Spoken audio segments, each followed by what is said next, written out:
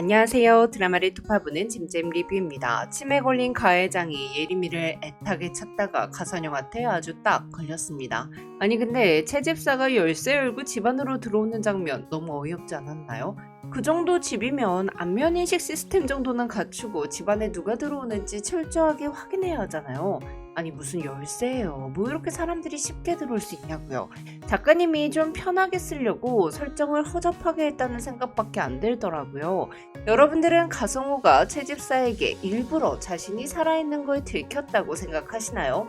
전 가성호가 치매 때문에 채집사에게 자신이 살아있다는 걸 들키자 정신이 돌아온 후 오히려 위기를 기회로 만들고자 일부러 가선영한테 직접 전화를 걸어서 예림이를 찾고 모습을 드러냈다고 생각합니다. 그게 아니라면 굳이 가해장이 직접 가선영한테 전화를 걸었을 리가 없죠.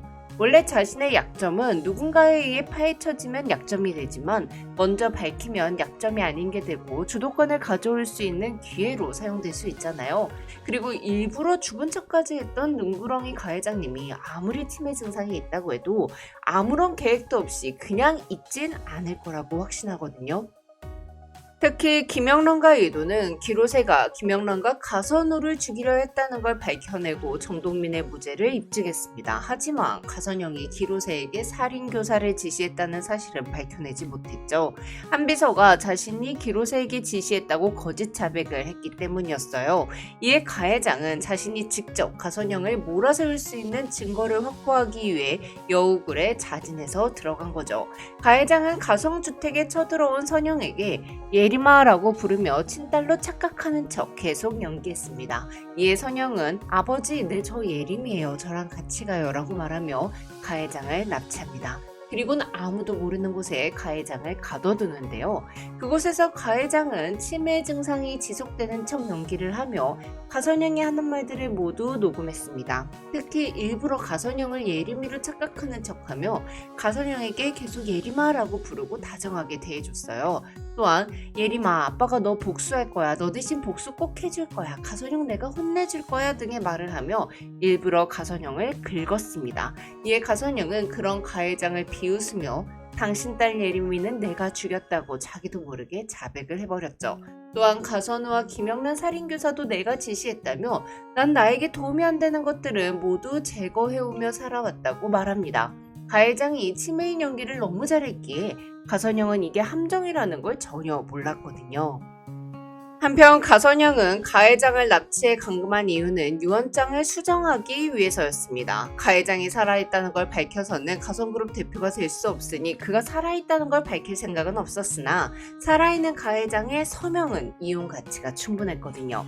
가선우의 장례식장에서 공개된 가해장의 유언장에는 모든 재산을 김영란에게 물려주고 가선그룹의 대표 자리까지 영란에게 물려준다고 되어 있었어요. 이에 가선영은 유언장을 새로 쓰고 납치해온 가해장에게 새로 쓴 유언장에 서명을 하게 만듭니다. 그렇게 유언장은 모든 재산을 가선영에게 물려주고 가선영에게 가선그룹 대표 자리를 물려준다고 수정되었죠.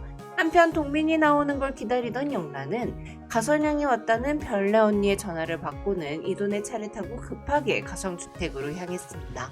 하지만 집에 도착했을 때는 이미 가선영도 가해장도 없었어요.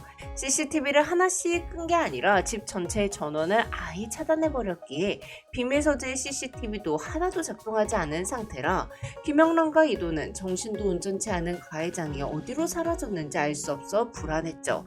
그러던 중 비밀서재 말고 가해장이 죽은 척한 후 숨어있던 지하 비밀 공간에 가해장이 남긴 편지를 발견하는데요. 치매 증상이 갑자기 심해졌던 가해장은 채집사에게 자신의 모습을 들킨 후 정신이 돌아오자 지하 비밀 공간으로 와서 자신의 계획을 적어두었습니다. 그렇게 김영란과 이도는 가해장이 일부러 가선영에게 납치당해 줬다는 것을 알게 됩니다. 한편 가선영은 이도훈과 김영란이 공개한 가해장의 유언장은 거짓이고 진짜 유언장은 자기 손에 있었다고 공개하며 이동과 김영란을 사문서 위조로 고발해버리는데요. 그리고 드디어 가성그룹 주주총회 날이 다가오죠. 가선영은 김영란에게 니까짓 건 아무것도 아니라는 걸 똑똑히 알려주겠다며 자신의 승리를 확신했습니다. 하지만 김영란은 미소를 지으며 이제 넌 끝이야 라고 답하며 숨은 한 방이 있음을 드러냈어요. 하지만 가선영은 김영란의 승리의 미소를 보지 못했죠. 가선영은 찬성 30, 반대 8, 기권 2로 가성그룹 대표로 선출되었습니다. 임원들은 진짜 가회장의 유언장은 이돈이 공개한 것이 아니라 가선영이 공개한 것이었다고 믿었거든요. 또한 임원들 중 가선영에게 협박당하던 사람들도 그녀에게 표를 던졌죠. 그렇게 가선영이 대표로 선출된 시각, 기자는 가회장이 확보한 가선영의 자백 영상을 폭로합니다. 가회장은 소형 카메라로 가선영의 모습을 모두 찍고 있었던 건데요. 그렇게 가선영이 예림이를 죽인 것과 기로세에게 살인교사를 지시했다는 건 모두 세상 사람들이 다 알게 되었어요. 하지만 가선영은 이 영상은 AI로 조작된 것이라며 자신의 결백함을 주장합니다. 그때 한비서가 모든 걸 자백해버리는데요. 한비서는 본인이 기로세에게 김영란과 가선우 살인교사를 지시했다고 거짓 자백을 했었죠.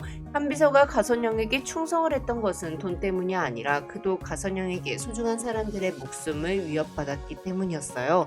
이도는 한비서를 찾아가 가선영의 죄를 밝히는 것을 도와주면 그의 가족을 지켜주겠다고 약속합니다. 또한 이미 가성우 회장이 보유한 가선영의 자백 영상이 공개되었으니 자백을 하는 게 유리하다고 설득하죠. 또한 가선영이 자기 동생 가선우도 죽였는데 한비서 당신은 안 죽일 것 같냐며 가선영의 꼬리 자르기를 당하기 전에 먼저 배신해야 한다고 강하게 설득했어요.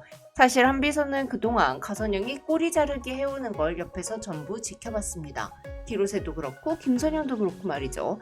이 한비서는 가선영을 배신하기로 결심합니다. 그렇게 가선영은 가해림, 가선우 살인교사, 김영란 살인교사 미수건에 대한 재판을 받는데요. 영란은 증인석에 앉아 김영란의 범죄에 대한 증언을 하고 가선영은 무기징역을 선고받습니다. 그리고 당연히 가성그룹 대표 자리에서 박탈당하죠. 재판을 끝내고 나온 김영란에게 몰려든 기자들은 지금 심정이 어떤지 물었는데요. 한편 가회장의 유언장에 따르면 가성그룹 대표는 김영란이 되어야 했으나 영란은 그 자리를 거절했고 전문 경영인에게 가성그룹을 맡깁니다. 그리고 가회장에게 물려받은 재산으로 자신처럼 부모에게 보호받지 못한 어린이와 청소년들을 돕는 후원단체를 만들죠. 그들이 돈이 없어서 나쁜 선택을 하지 않도록, 돈이 없어서 억울한 일을 당하지 않도록 해주고 싶었거든요. 가성호 회장이 돈도 없고 부모도 없이 누나 밑에서 자란 이돈에게 장학금을 팍팍 주며 그를 키워냈던 것처럼 영란 또한 가성호 회장의 뜻을 받들여 나눔을 실천합니다. 그렇게 영란은 착한 여자 부세미가 아니라 착한 여자 김영란이 되는 거죠. 그리고 동민의 곁에서 무창에 뿌리를 내리고 살아가는데요. 전 마지막에서 꼭 영란이가 혜지랑 영화도 보고 밥도 먹으며 진짜 친구가 된 모습도 보고 싶더라고요. 그럼 전 다른 리뷰로 돌아올게요. 지금까지 잼잼 리뷰였습니다. 감사합니다.